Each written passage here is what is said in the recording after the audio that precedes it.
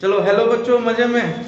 आज हम लोग पढ़ने जा रहे हैं। एक ही वीडियो में हम लोग देखेंगे कितने टाइप का न्यूमेरिकल इस चैप्टर में पूछा जाता है। तो इसमें जो सबसे एक लेंथी क्वेश्चन आता है वो है आपका डेंसिटी का। ये जब भी आएगा आपका 3 मार्क्स में तो 5 मार्क्स का आता है। उसका एक छोटा छोटा क्वेश्चन आता है रेडियस कैलकुलेट करने के लिए, ठीक है। तो उसमें आपका एफसीसी, बीसीसी, एससी या जिसमें भी कहेगा तो आपको उसमें रेडियस कैलकुलेट करना है या एज ऑफ लेंथ कैलकुलेट करना है। वो एक चार्ट में मैंने बता दिया था, ऑब्जेक्टिव का एक चार्ट बनाया था पूरा लंबा वाला। हमको लगता है लेक्चर नंबर 4 या 5 होगा, ठीक है, आप देख लीजिएगा उसमें। उसके बाद है क्या कि एक आता है क्वेश्चन आपका कि रेशियो दिया रहता है और कौन सा कंपाउंड फॉर्मूला उसका बताना होता है, वो भी देखेंगे। पहले एक डेंसिटी का क्वेश्चन कर लेते हैं। डेंसिटी का फॉर्मूला होता है आपका, अगर एमकेएस मतलब कि केजी और मीटर में अगर रहेगा, मतलब कि एज ऑफ लेंथ आपका मीटर में रहेगा, मतलब किनारे की लंबाई आपका मीटर में रहेगा, और जो उसका मास है जो हम एलिमेंट क्रिस्टल का ले रहे हैं वो केजी में दिया रहेगा। तो वहां पे फॉर्मूला आपका लगता है डी बराबर यानी कि डेंसिटी बराबर Z into M by A cube into N A, जहां पे Z है आपका परमाणु की संख्या या नंबर ऑफ एटम।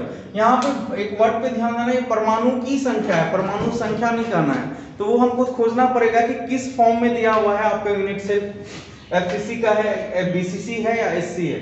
तो वहां पे ये जब हम खोज लेंगे तो वहां पर हमको पता चल जाएगा कि एफसीसी में 4 होता है नंबर ऑफ एटम, बीसीसी में 2 होता है, एससी का 1 होता है, ठीक है। अब उसका m होता है मास ऑफ एटम, जो भी हमको सिल्वर दिया रहेगा, कॉपर दिया रहेगा, जैसे कॉपर का 63.5 होता है mu। तो उसी तरह से तुमको दिया रहेगा जिसका निकालना है। ये हो गया, a हो गया लेंथ ऑफ पेज, na हो गया एवोगाड्रो नंबर, मतलब 6.022 10 to power 23। अब एज ऑफ लेंथ क्या होता है वो सबको पता है, फिर भी एक बार बता दे रहा हूँ। ये मान लो तुम्हारा यूनिट सेल है, उसमें एक परमाणु और एक एटम, दोनों के बीच का जो डिस्टेंस होता है इसी को हम लोग ए बोलते हैं, ठीक है।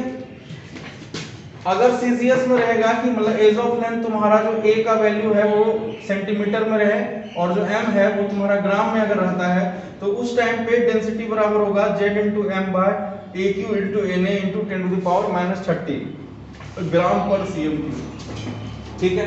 तो डेंसिटी का अगर कोई यूनिट पूछेगा कि यूनिट ऑफ डेंसिटी यानी घनत्व का क्या यूनिट होता है, तो होता है ग्राम पर सेंटीमीटर क्यूब, ठीक है, या होता है तुम्हारा केजी प्रति मीटर क्यूब, जो ऑप्शन में रहेगा मार दो। ये भी हो सकता है ऑब्जेक्टिव आ जाए।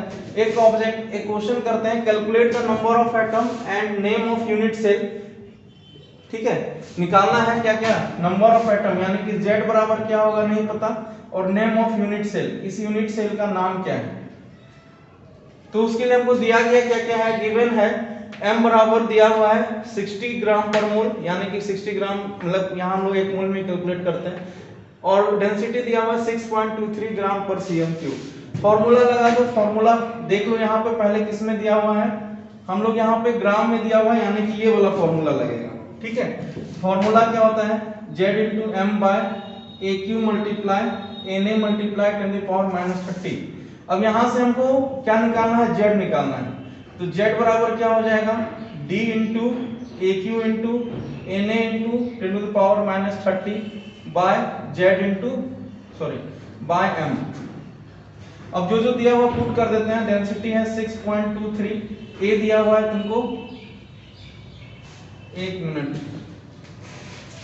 लगता है कुछ मिस हो गया है। A बराबर है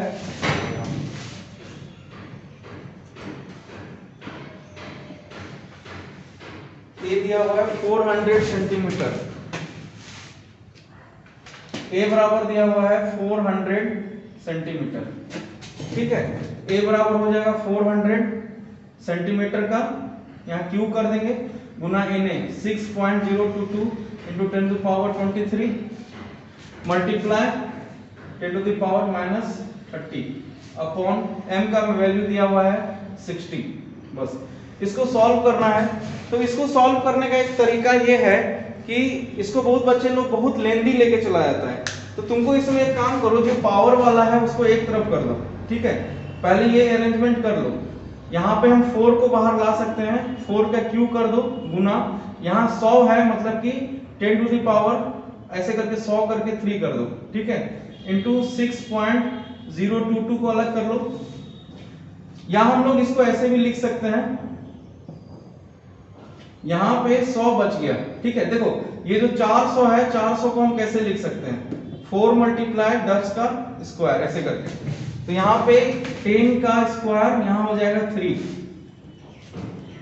तो यहाँ हो गया 6.022 into 10 to power 23 multiply 10 to power minus 30 upon 60।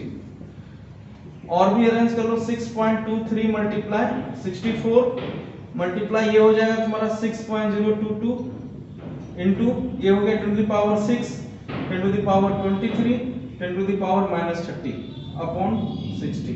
अगर तुम ऐसा कर लेते हो तो ये तुमको पावर वाला एक साथ मिल जाएगा और न्यूमेरिकल वैल्यू एक साथ मिल जाएगा, सॉल्व करने में काफी आसानी होगा, ठीक है। या तुम और भी इसको पावर को चेंज कर सकते हो।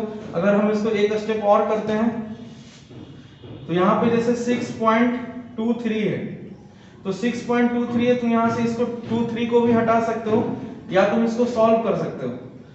तो 6.23 मल्टीप्लाई 64 6.022 इंटू यहाँ आ जाएगा तुम्हारा कितना, ये हो गया 29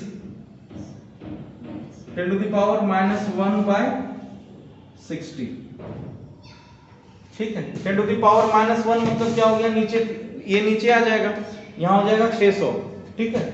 अब इसके बाद तुम लोग अपने हिसाब से इसको तुम सॉल्व करोगे तो इसका आंसर अप्रोक्सीमेट आता है 4, ठीक है। अब 4 क्या है तुम्हारा, 4 तुम्हारा Z निकला, और Z किसका 4 होता है, मतलब नंबर ऑफ एटम कितना निकला 4, ये तुम्हारा किसका होता है FCC का, ठीक है।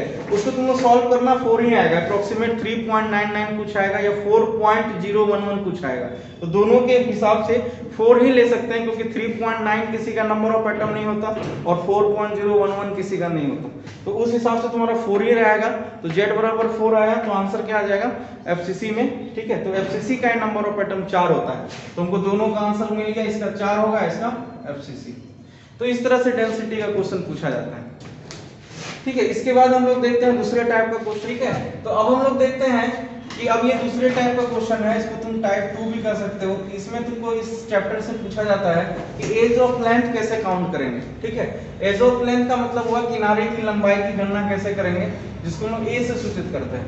तो इसके लिए एक चार्ट मैंने बनवाया हुआ है, उसमें ये सारा फॉर्मूला है लिखा हुआ कि जैसे अगर हमको सिंपल क्यूबिक यानी कि सरल घनीय होगा अगर मेरा यूनिट से, तो ए का फॉर्मूला होगा 2 × r। अगर BCC होगा तो a बराबर होगा 4r/3, अगर FCC होगा तो a बराबर होगा r × 2√2। ये r है तुम्हारा क्या, r है रेडियस ऑफ एटम, मतलब परमाणु की त्रिज्या। ये मान लो परमाणु जनरली गोल है, तो ये हो गया इसका रेडियस r, ठीक है। तो ये तुमको निकालना रहता है और यही एग्जाम में कभी r पूछेगा कभी a पूछेगा। अगर मान लो यहाँ से तुमको SC के लिए r पूछ देगा तो ये हो जाएगा क्या a/2, इसके लिए r पूछ देगा ये हो जाएगा 3a/4, अगर इसके लिए पूछ देगा r बराबर तो हो जाएगा a/2√2। तो ये तुम्हारा, इससे कभी r पूछ सकता है ऑब्जेक्टिव में, कभी तुमको एज ऑफ लेंथ a पूछ सकता है। तो जैसे क्वेश्चन दिया हुआ है कि in FCC crystal calculate length of edge where radius, और इसको कभी कभी घुमा के पूछता है कि हाफ डायमीटर। हाफ डायमीटर मतलब होता है कि हम इसको बोलते हैं पूरा डायमीटर, किसी भी सर्कल का ये हो गया पूरा डायमीटर। अब इस पूरे डायमीटर का अगर हम हाफ करेंगे तो हमको रेडियस मिल जाएगा, ठीक है। तो हाफ डायमीटर का मतलब क्या हुआ, रेडियस के बारे में कहा जा रहा है, बस कहने का स्टाइल बदल गया इसका। इज 125 पिकोमीटर इन सेंटीमीटर में बताना, ठीक है। अब तुम्हारा क्या है कि यहाँ पर हमको एक बात ध्यान देना होगा कि हमको यहाँ पे FCC क्रिस्टल में किनारे की लंबाई की गणना करना है, जहां अर्ध व्यास यानी कि त्रिज्या परमाणु की दी हुई है 125 पिकोमीटर, मतलब r बराबर दिया हुआ है 125 पिकोमीटर। हमको इसको सबसे पहले सेंटीमीटर में चेंज करना होगा क्योंकि आंसर सेंटीमीटर में मांग रहा है, ठीक है। तो कैसे करेंगे, तो 1 पिकोमीटर बराबर होता है 10 टू द पावर -12 मीटर, और सेंटीमीटर के लिए 10 टू द पावर -10 सेंटीमीटर। हमको पहले इतने से इसको क्या करेंगे, गुना कर देंगे, हो गया सेंटीमीटर में कन्वर्ट। अब किसके लिए मांग रहा है, FCC के लिए, 4 FCC। FCC के लिए क्या हो जाता है फॉर्मूला, वहां से देख लो, a बराबर r × 2√2। r का वैल्यू कितना है 125, ये वाला, into 10 to the power -10 multiply 2√2। इसको सॉल्व कर लो, जो भी आंसर आएगा वही तुम्हारा आंसर होगा, ठीक है। यहाँ पे सॉल्व करोगे तो हो जाएगा ये 5 दूनी 10, 250 2√2 इंटू 10⁻⁻10 सेंटीमीटर। ठीक है, तो इसी तरह से तुम्हारा छोटा छोटा ऑब्जेक्टिव क्वेश्चन आता है, इस तरह से पूछा जाता है एग्जाम में। अब इसके बाद तुम्हारा एक बहुत पॉपुलर क्वेश्चन आता है मैग्नेटिक प्रॉपर्टीज का। ठीक है, एक मोमेंट कैलकुलेट करने के लिए, तो मैग्नेटिक मोमेंट को हम म्यू से डिनोट करेंगे। फॉर्मूला होता है n × n+2 √Bm।